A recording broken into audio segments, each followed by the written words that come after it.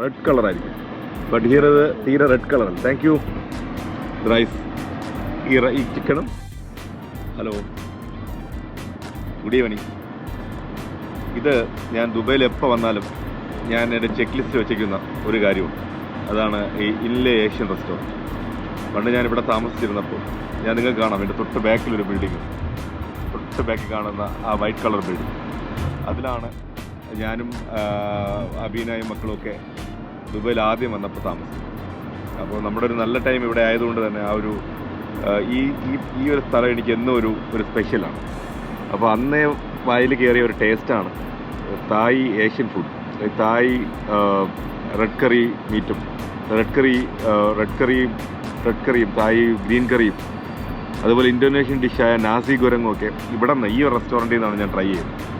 അപ്പോൾ എപ്പോൾ ദുബൈയിൽ വന്നാലും ഞാൻ JLT എത്തുമെങ്കിൽ JLT ഈ ഒരു റെസ്റ്റോറൻറ്റിൽ നിന്ന് ഫുഡ് കഴിക്കാതെ പോകാറില്ല. ആ റെസ്റ്റോറൻറ്റിൻ്റെ ഒരു വീഡിയോ കാണിക്കാം.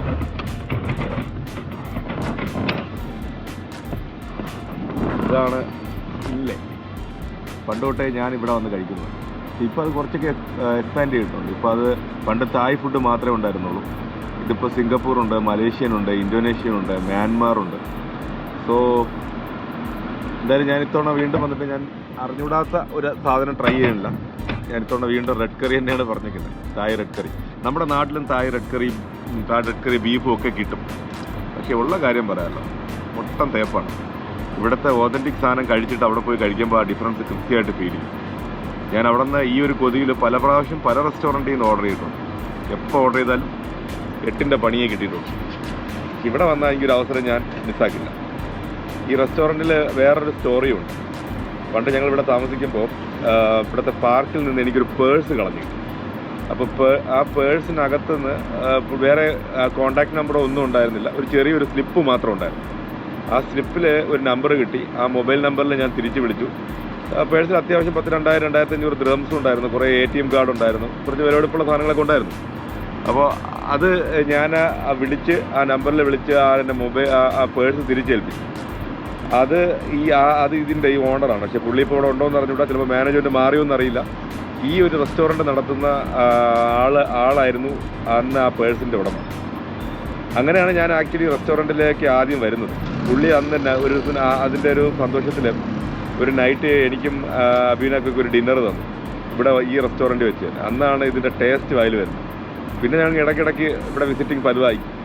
അത്യാവശ്യം എക്സ്പെൻസീവാണ്. എക്സ്പെൻസീവ് എന്ന് പറഞ്ഞു കഴിഞ്ഞാൽ compare to other restaurants in JLT കുറവാണ്. ഞാനിപ്പോൾ ഓർഡർ ചെയ്തിരിക്കുന്ന തായ് റെഡ് കറിക്ക് ചിക്കനാണ് ഓർഡർ ചെയ്തത്. അതിന് 31 ദിർഹംസാണ്, 31 ദിർഹംസാണ്. അത് സാധാരണ ഞാനും ഗോകുലും അരവിന്ദൊക്കെ ദേറയിൽ നിന്ന് ഞങ്ങളെല്ലാം 3 പേരും കൂടെ കഴിക്കുന്ന കാശേ ആവുന്നുള്ളൂ. അതാവുന്നുണ്ട്, അതാണ് സത്യം. 3 പേരും കൂടെ കഴിച്ചാലും 30-35ഒക്കെയാണ് ആവുന്നത്. ഇതിപ്പോൾ ഒരാൾക്കാവുന്നുണ്ട് 31. പക്ഷേ ഇത് കഴിക്കാതിരിക്കാൻ പറ്റില്ല. കഴിക്കാതെ നാട്ടിൽ പോകാൻ എനിക്ക് പറ്റില്ല. യെസ്, സാധനത്തിൽ this is authentic Thai red curry chicken. But നമ്മുടെ നാട്ടിലെ റെഡ് കറി ചിക്കൻ അറിയാമല്ലോ, റെഡ് കളർ ആയിരിക്കും. ബട്ട് ഹിയർ ഇത് തീരെ റെഡ് കളറല്ല. Thank you. റൈസ് ഈ ചിക്കനും ഈ റൈസും വരുന്നതാണ്. ഇതിനാണ് 31 ദിർഹംസ് കൊടുക്കുന്നത്. ഇത് സൂപ്പർ ടേസ്റ്റാണ്.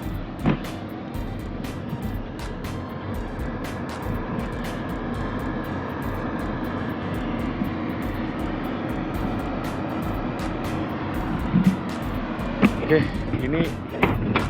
ഇനി എനിക്ക് മനസ്സില്ല, കഴിക്കാം. ഓക്കെ, അതുപോലെ റൈസിനൊരു പ്രത്യേകത ഉണ്ട്. ഈ റൈസ് നമ്മൾ സാധാരണ ഉണ്ടാക്കുന്ന പോലെ വൈറ്റ് റൈസ് അല്ല. ഇവർ റൈസ് തലേദിവസമേ വേവിച്ച് ഫ്രിഡ്ജിൽ വെച്ചതിന് ശേഷം ഹീറ്റ് ചെയ്ത് സ്റ്റീമാക്കി തരുന്നതാണ്. അപ്പോൾ അതുകൊണ്ട് തന്നെ സ്റ്റിക്കി ആയിരിക്കും ഈ സാധനം. സ്റ്റിക്കി റൈസാണ്.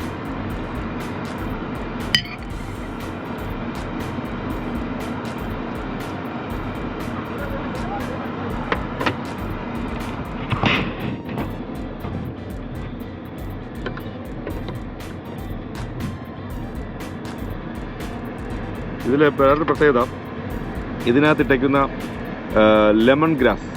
അത് നമ്മുടെ നാട്ടിൽ കിട്ടാൻ പ്രയാസമാണ്. പക്ഷേ സൂപ്പർ മാർക്കറ്റിലൊക്കെ ഉണ്ട്, ലെമൺ ഗ്രാസ് ഉണ്ട്. അപ്പോൾ ഈ തായ് റെഡ് കറിയിൽ ഇടുന്ന മെയിൻ ഇൻഗ്രീഡിയൻറ്റ് ലെമൺ ഗ്രാസാണ്. അത് ഇടാതിട്ട് ഉണ്ടാക്കുന്നത് കൊണ്ടായിരിക്കാം നമ്മുടെ നാട്ടിലുള്ള അല്ലെ ബാക്കി അവരല്ലെങ്കിൽ ആർട്ടിഫിഷ്യൽ ഫ്ലവേഴ്സ് യൂസ് ചെയ്യും. ഇത് ഒറിജിനൽ ലെമൺ ഗ്രാസ് ആയിട്ടൊക്കെ. വാവ്, സൂപ്പർ. ഇത് കിട്ടണം, ഈ ടേസ്റ്റ് കിട്ടണം നാട്ടിൽ. അത് തരാൻ പറ്റില്ല. മാത്രമല്ല ഇതിനകത്തിടുന്ന കത്രിക്ക, ബ്രിഞ്ചുകളൊക്കെ ഉണ്ടല്ലോ, അതൊക്കെ പ്രത്യേക ടേസ്റ്റാണ്. ഉഗ്രൻ സാധനം. ചായ ഫുഡിൻ്റെ മെയിൻ സാധനം കോക്കനട്ടാണ്, തേങ്ങാപ്പാൽ. അത് ഫ്രഷ് തേങ്ങാപ്പാൽ. ഇനി എനിക്ക് വീഡിയോ എടുക്കാണ്ടിരിക്കാനില്ല. ഞാൻ ഫുഡ് എൻജോയ് ചെയ്യട്ടെ. Thanks for watching.